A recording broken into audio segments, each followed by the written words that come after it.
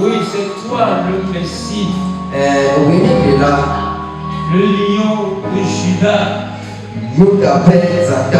Le puissant lion. Glorifie ton nom au milieu de nous. C'est en ton nom que nous prions. Amen. On rend grâce à Dieu ce matin. Et je crois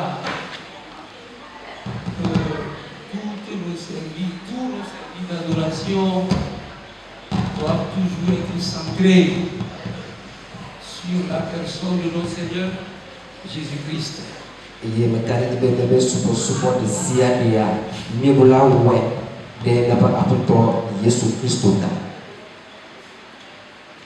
Si nous le connaissons vraiment, nous n'aurons pas de la peine à lui consacrer nos vies, à lui donner nos vies en adoration.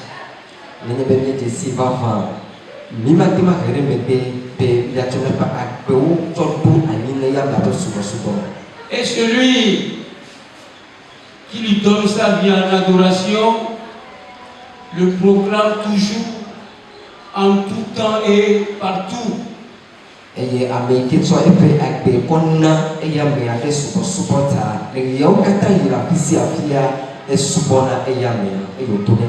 Cela ne se laisse pas gouverner ou dominer par les événements de la vie, que ces événements soient bons ou mauvais.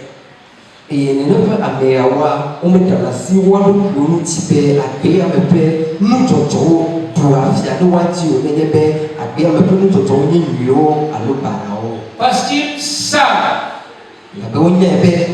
que Jésus est la solution.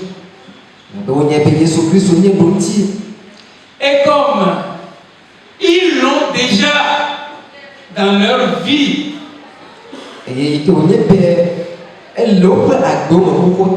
ils ne tremblent pas, quel que soit ce qui arrive. Pourquoi le lion de Judas,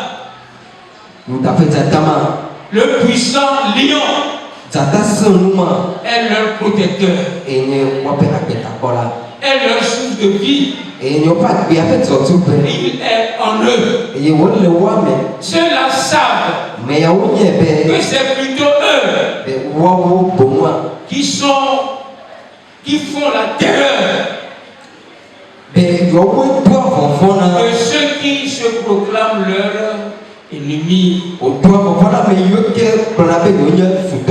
Ah, je crois que les chrétiens ne se connaissent pas. Ils ne savent pas ce qu'ils sont. S'ils le savaient, beaucoup de choses changeraient. D'abord dans leur propre vie et dans leur environnement.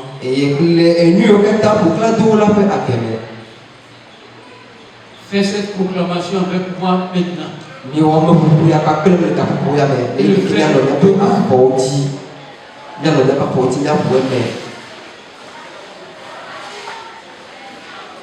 Jésus, tu es le Messie, le lion de Judas, le puissant lion. Maintenant, dis-le toi-même. Et allons-y ensemble. Jésus, tu es le Messie, le lion de Juda, le puissant lion. Plus fort que ça. Jésus.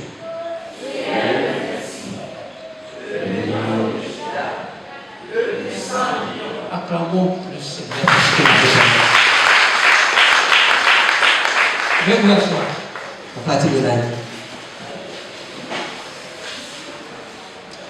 Si quelqu'un doute que Jésus est ou que Jésus soit ce qu'il dit être, cette personne est perdue.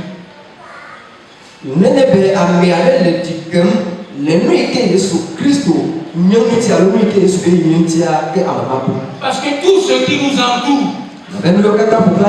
prouve jusqu'à quel point Jésus est celui-là qui doit venir. Et qui viendra pour nous délivrer des maux dont nous souffrons à cause de notre désobéissance. Et ce matin, le texte que nous avons choisi nous aide à comprendre cela encore. Et ma prière pour chacun de nous est à partir de maintenant que partout où nous serons, ça ne dépend pas de ce que nous traversons, ça ne dépend pas de ce qui arrive, ça ne dépend pas de ce que les autres pensent,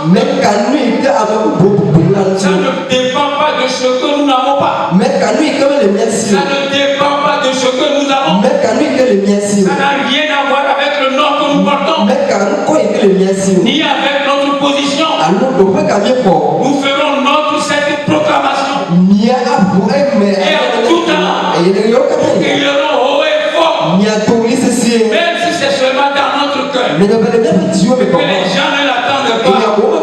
Nous dirons ceci: Jésus, tu es le Messie, le lion de Juda, le puissant lion. Alléluia. Amen. C'est là le Seigneur que tu as choisi de suivre. Et avec lui, tu n'échoueras pas. Tu iras de l'avant. Ceux qui se font ennemis de toi trembleront quand tu viendras. Parce que autour de toi, à ta droite, à ta gauche, devant toi, derrière toi, au-dessus de toi, le lion de Juda est là.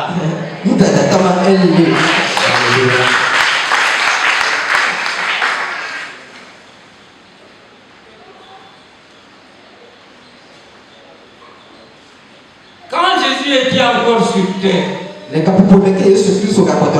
à vous inspirer de Ésaïe chapitre 53.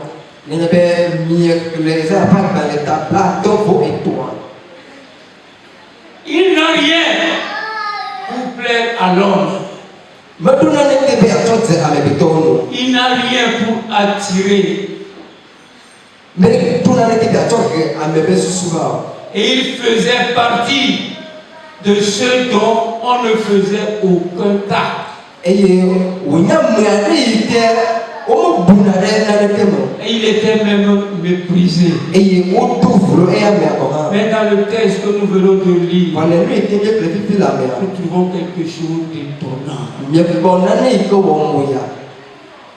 Jésus a été l'objet des gloires qui sont celles qu'on doit donner au Messie, c'est-à-dire l'envoyé de Dieu, celui que Dieu a choisi pour sortir l'humanité de sa prison.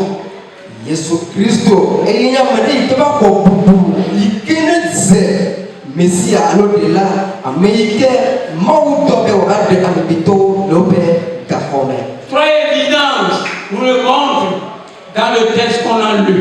Et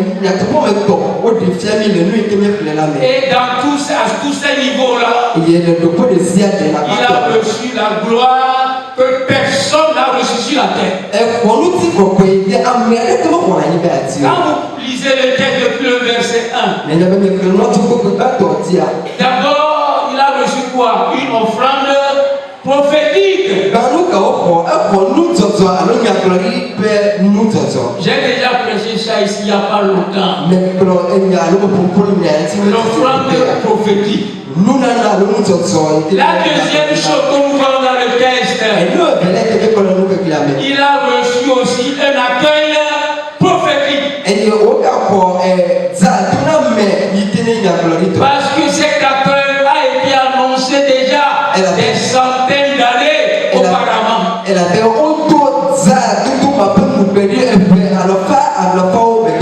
vous le trouvez dans Zacharie 9:9. Et le jour-là, quand il est rentré à Jérusalem, cette prophétie s'est accomplie. Un accueil prophétique. Celui qu'on méprise, qui n'a rien dans ce monde, qui n'a pas de position sociale donnée, celui dont on ne faisait aucun cas. Il a été élevé par les hommes au-dessus de toutes choses. Et aucun roi de la terre a reçu la gloire qu'il a reçue ce jour-là. Si je suis capable de dire Amen, il y a qu'à le fort. Alléluia. Et quand nous descendons un peu dans le texte, nous voyons là-bas quoi, une demande prophétique. On dit les Grecs qui sont venus à Jérusalem pour célébrer. Je ne voudrais pas trop parler de l'identité de ces Grecs. Quand ils sont venus à Jérusalem, ils ont demandé à rencontrer Jésus. Alléluia. Ils ont demandé à rencontrer Jésus. Ce n'est pas n'importe qui peut recevoir cet honneur-là. Parce que le temps est venu, comme Jésus lui-même a le déclaré dans le verset 23, que le temps est venu, l'heure a sonné pour que le Fils de l'homme soit élevé. Alléluia. Jésus est le Messie. Il a reçu la gloire que le Messie va recevoir. Et parce que ce temps-là a sonné, rien ne peut l'empêcher. Vous savez, le jour-là, quand il rentrait dans la ville et qu'il est ovationné, les gens levaient leur habit, déposaient par terre, on coupait des rameaux, déposaient devant lui, afin qu'il marche dessus. Les autorités de la ville étaient mécontents. Et ils lui ont dit ceci: Maître, terre des disciples. Jésus leur a dit: si c'est taisent, ce sont les pierres qui vont crier. Et quand les pierres vont commencer par crier, vous n'allez pas pouvoir les arrêter. Pourquoi cela? L'heure a sonné, le Fils de l'homme va être élevé. Alors moi je voudrais te demander, est-ce que Jésus est élevé dans ta vie? Parce que tu te dis disciple de Christ. Quelqu'un qui l'a reçu comme ce qui est direct. Quelle place il occupe dans ton cœur? C'est pourquoi je dis, partout où nous sommes, en tout temps, ne dépend pas de celui qui est devant nous. Nous avons tout simplement une proclamation à faire. Jésus, tu es le Messie, le lion de Juda, le puissant lion. Alléluia. Acclamez le Seigneur. Et Jésus lui-même va encore confirmer cela ce jour. Et il va dire: Père, honore-moi de l'honneur que j'avais auprès de toi. Et le Père a dit: je l'ai honoré, je l'ai glorifié. Je suis chrétien. Dieu notre Père. Au-delà de ce que les hommes ont fait ce jour-là, Dieu notre Père dit ceci. Je l'ai glorifié. Je l'ai honoré. Celui-là que Dieu a honoré. Quand on dit adorons-le, tu fais quoi pour l'élever? Tu fais quoi pour l'honorer? Se mettre à genoux aussi, tu ne le peux pas. Tu sais ce que ça veut dire? Je ne connais pas. Beaucoup disent non, mais c'est dans le cœur que c'est important. Mais qui vous dit ça? Extérieur est l'expression de votre intérieur.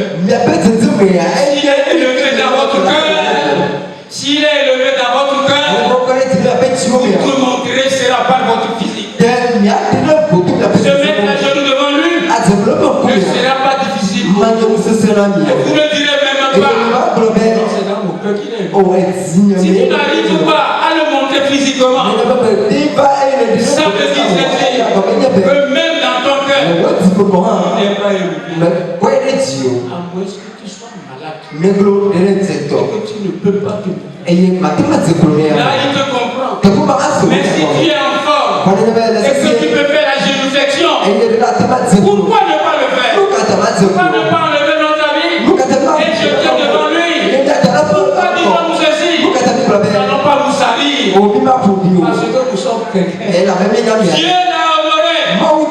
Et toi, pourquoi ne le fais-tu pas? D'ailleurs, si tu ne le fais pas, il s'en moque. Parce que ceux qui l'ont élevé, ceux qui l'honorent, dis-moi Amen. Le peuple de Dieu qui a dit Jésus comme Seigneur et Sauveur et qui le suit doit pouvoir comprendre cela, que quand nous sommes en train d'évoquer le roi des rois, notre responsabilité de couvrir et de prosterner en nous. Notre roi dit à celui qui a côté de nous,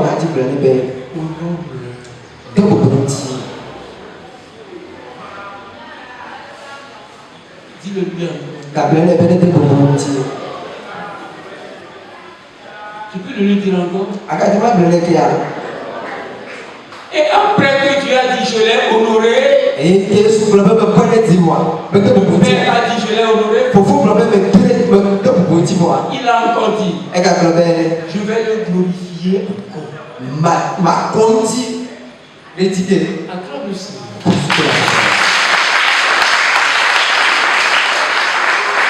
Deux niveaux d'élévation.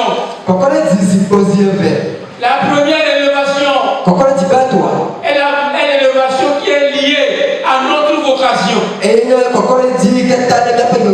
à l'autorité que nous avons. Et ça, c'est les hommes qui nous les donnent. Parce qu'ils voient en nous l'appel de Dieu, une mission que Dieu nous a donnée. Et quand nous exerçons ça fidèlement, comme Jésus l'a fait, le peuple peut l'honorer. Et comme il est fidèle à l'exercice de sa vocation, les gens ont oublié son origine modeste. Ils ont cessé de le voir comme quelqu'un de méprisable. Ils ont vu en lui la gloire de Dieu, l'élévation de Dieu. Et qu'est-ce qu'ils doivent faire? Ne peuvent qu'enlever leur vêtement. Ils ne sont rien. Celui-là qui vient au nom du Seigneur et se prosterne devant lui. Mais sachez une chose, si vous vous limitez seulement à la gloire des hommes, vous faites beaucoup de choses. Pourquoi cela? Parce que la gloire des hommes a fait une autre gloire. Et c'est cette gloire que nous devons chercher. En faisant quoi? En payant le prix. Alléluia. Amen.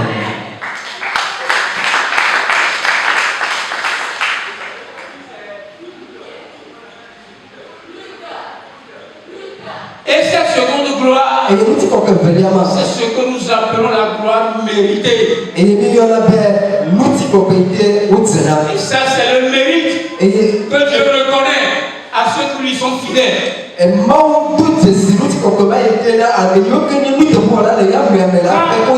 vous allez dans l'épître aux Philippiens, la Bible nous le dit. Il existe en forme de Dieu. Il n'a pas arraché, il n'a pas cherché à arracher comme une proie d'être égal à Dieu.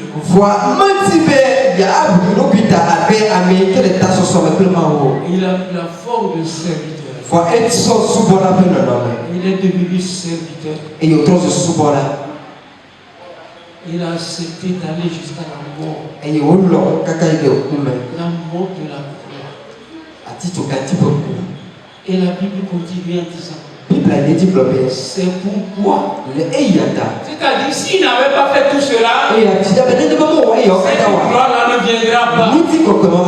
C'est pourquoi Dieu l'a souverainement élevé et lui a donné le nom qui est au-dessus de tout nom.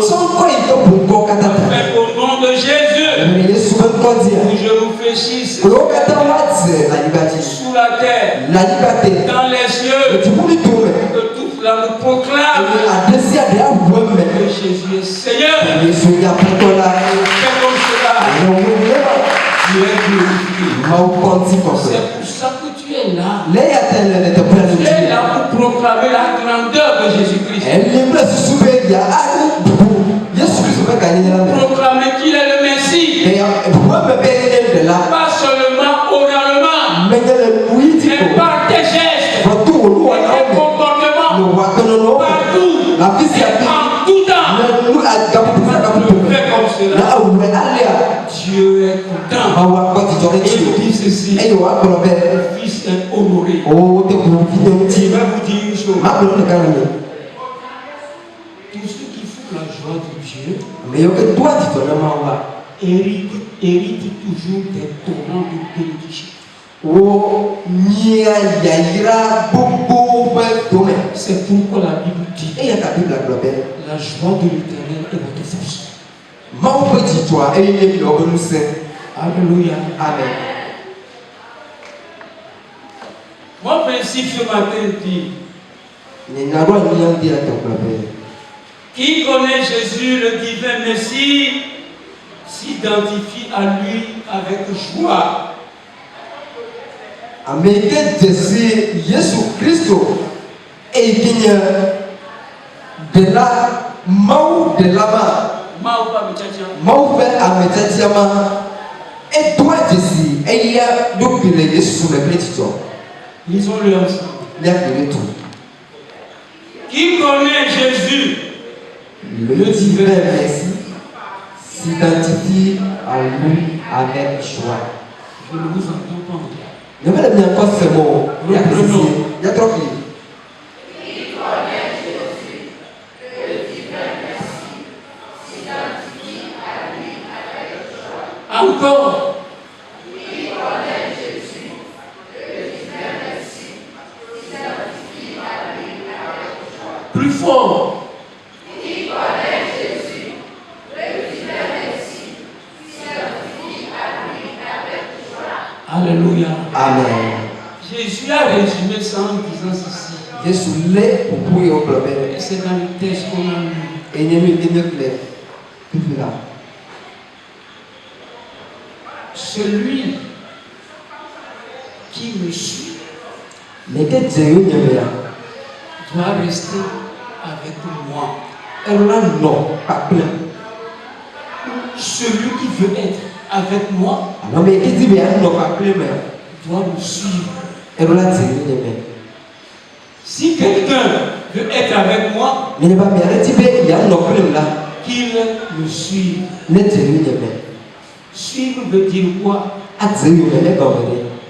Regardez ce que la personne fait et le fait comme il le fait. Suivre veut dire quoi? Regardez la personne dans ce qu'il est et s'efforcer d'être comme lui. Il s'est humilié Dieu l'a élevé. Humilions-nous. Dieu nous élèvera. Je vais vous dire une vérité. Rien qu'en faisant cette proclamation. Partout où vous serez, en tout temps, vous verrez les portes de la providence de Dieu s'ouvrir pour vous. Je vous le dis par prophétie. Ne priez maintenant.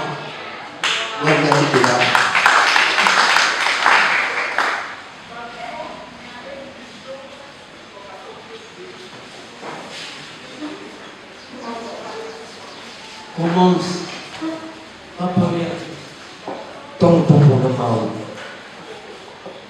Professe la messianité de Jésus.